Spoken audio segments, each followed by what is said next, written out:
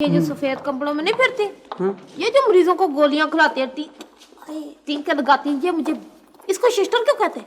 हर जगह का अपना अपना सिस्टम होता है। अच्छा। अस्पताल का भी एक सिस्टम होता है चांदी, जिसमें गोलियां खिलाने और टीके लगाने वाली को सिस्टर कहते हैं।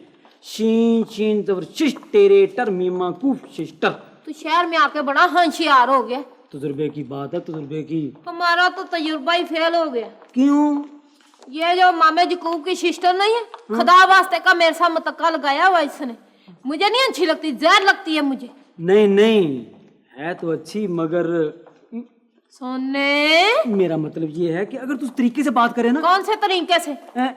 इज्जत से, प्यार से, तुझे पैन सिस्टर क्या फिर वे पैन सिस्टर? शहर में इज्जत से बुलाने पर लोग बड़े खुश होते हैं। तो मैं तो उसे पैन सिस्टर साहबा कह के पंकारूंगी। अच्छा पंकारेगी? हाँ? तो वो आ रही है।